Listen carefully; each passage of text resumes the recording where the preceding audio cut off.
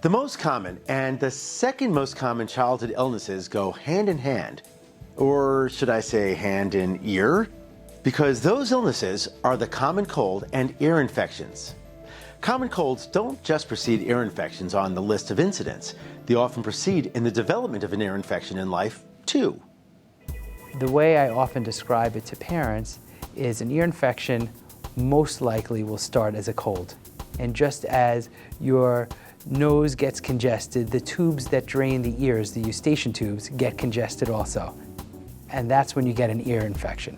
The most common type of ear infection is acute otitis media, or inflammation in the middle ear. The middle ear is located just behind our eardrum. The middle ear is normally filled with pressurized air.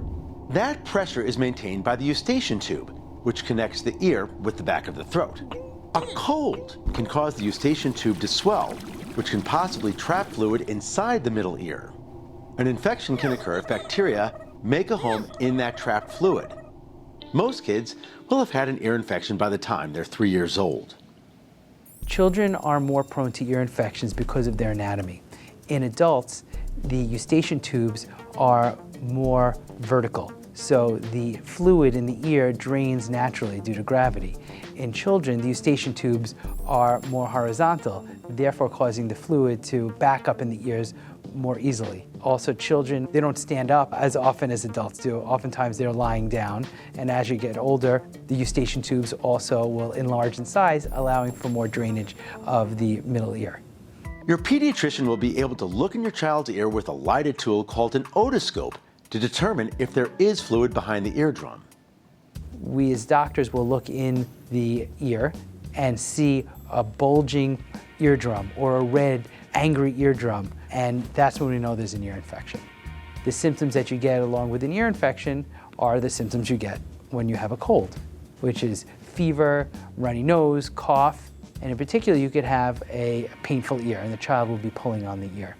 Many ear infections go away on their own in 2 to 3 days. With doctor guidance, parents can give over-the-counter pain reliever to manage the discomfort.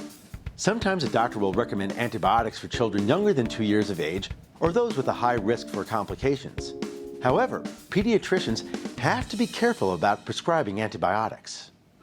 We as pediatricians have to be very careful not to give out too many antibiotics too frequently, or else the antibiotics won't work when we truly need them to work. That's why pediatricians are very reluctant to give out antibiotics when you come in and your child just has a cold. There has been a tendency for doctors to overprescribe antibiotics, which has led to a decrease in the efficacy of the antibiotics. So we have to sometimes do 1, 2, or 3 different antibiotics until we find the proper antibiotics to cover the spectrum of the bugs that are causing the ear infection. Certain children are more prone to ear infections. Some of it comes down to anatomy. Children with short eustachian tubes have a higher risk. Other risk factors are exposure to secondhand smoke and a family history of ear infection. Children in daycare have more exposure to germs, so they're more likely to catch an infection. Ear infections are more common during cold season and amongst boys. Hand washing and vaccinations can help prevent the illness that turns into an ear infection. There's one thing that parents can do to decrease the incidence of ear infections. That is, at 1 year of age, get rid of the pacifier 100%. Pacifier use has been documented to be associated with increased rate of ear infections, speech delay, and increased colds. The good news is that ear infections, unlike the cold, are not contagious. So if your littlest one has an ear infection, at least you know it's unlikely to infect its way through the house. Unlike everything else, am I right? I'm Dr. Mike Rosen, and you're watching the eHealth Network. Stay healthy.